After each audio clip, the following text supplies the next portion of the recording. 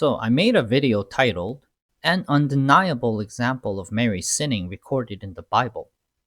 And I've gotten some responses that I want to address. And I thought, why not make some videos to respond to those comments?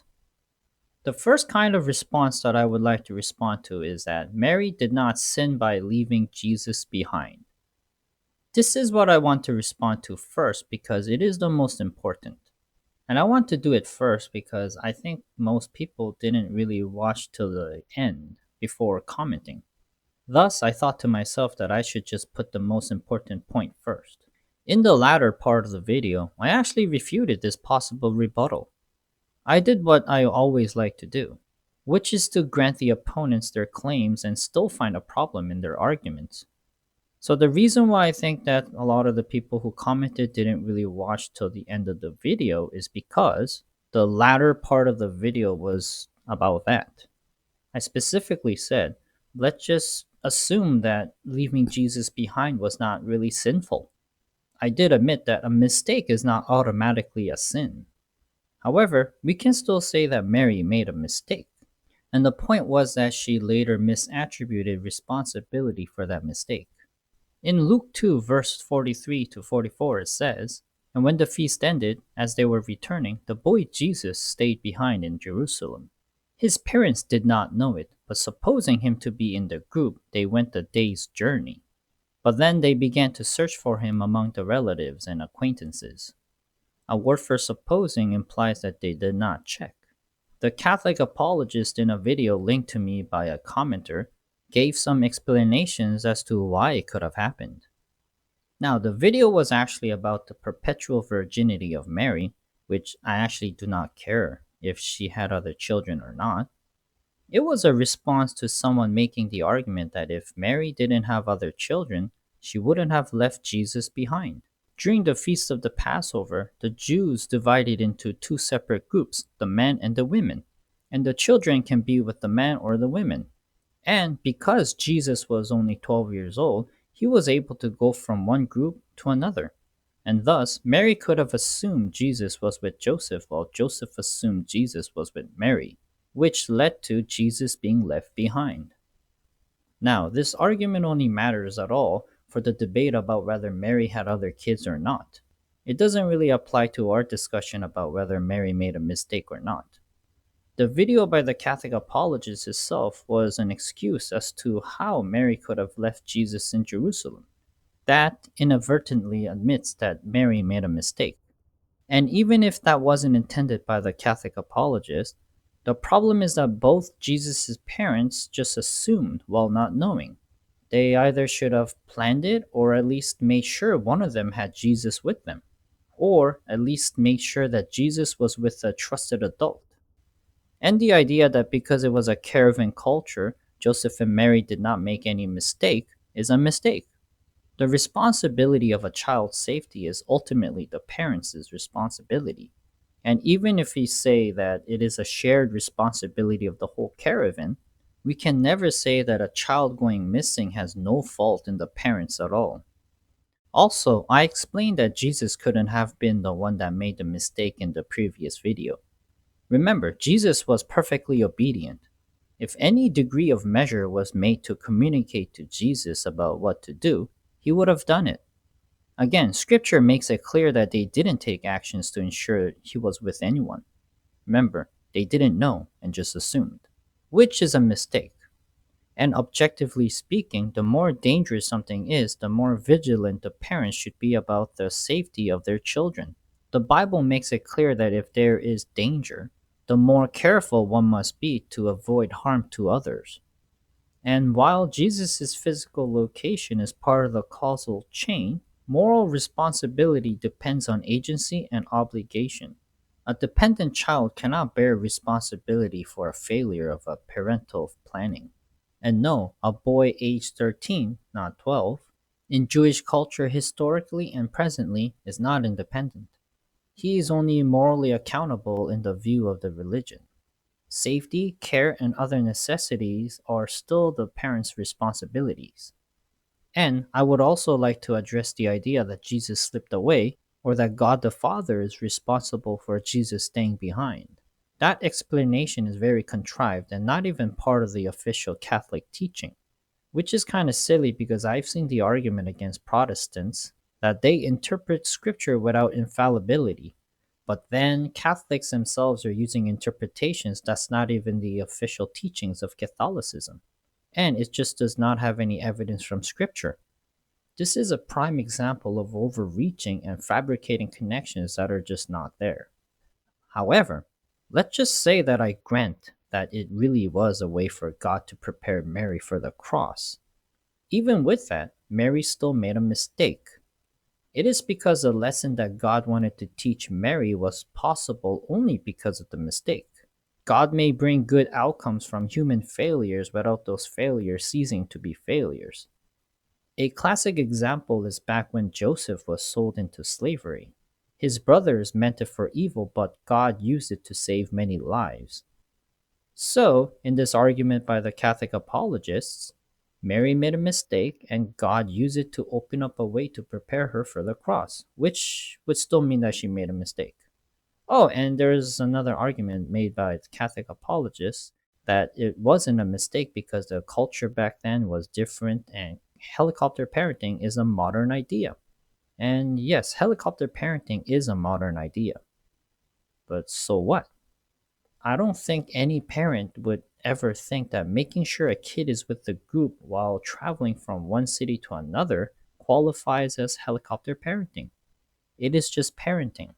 Also, helicopter parenting or not, a child getting lost because the parent didn't check is still a mistake. Cultural norms explain how a mistake happens, not whether a mistake occurred or not. So, I hope that everyone can agree that it was a mistake at the least, no matter how we look at it. And I think that commenters have already conceded somewhere back in their minds that it was a mistake because they have said that Mary doesn't need to be omniscient to be sinless, which is a way of saying that she can make honest mistakes, and this is one of those cases.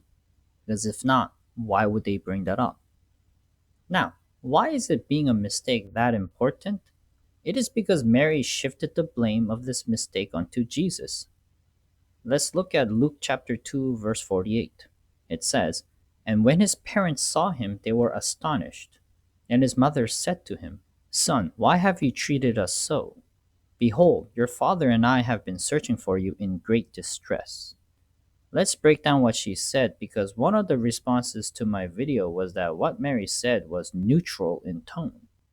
The definition of tone is the writer's or speaker's attitude towards a subject and the audience conveyed through word choices, sentence structure, emphasis, and level of formality. So let's break up this sentence into parts and explain them.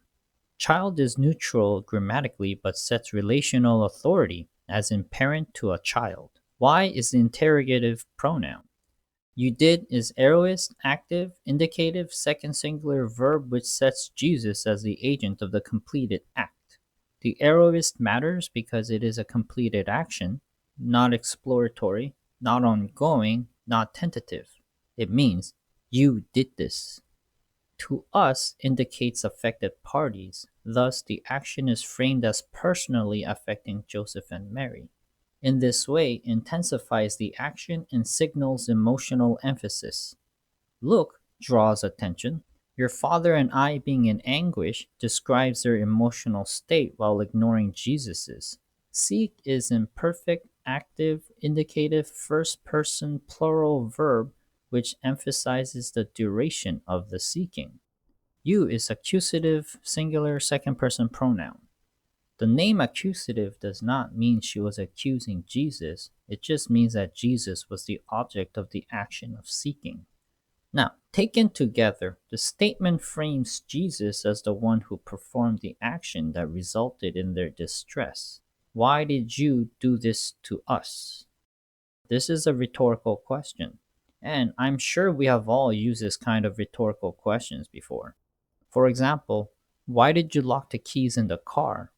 This question isn't really asking why the person locked the keys in the car. I mean, it should be obvious. The person either forgot it or it was an accident. It isn't like the person had a reason to purposely lock the keys in the car. People use these kind of rhetorical questions in a way to vent frustration on a person who they think is responsible for the problem. Greek or Koine Greek doesn't magically turn these kinds of rhetorical questions into actual questions. Now, it is important to understand that I'm not necessarily saying that Mary was attributing moral failures to Jesus. I'm just saying that she was attributing the mistake to Jesus. And that really is enough for my argument because that is still blame shifting.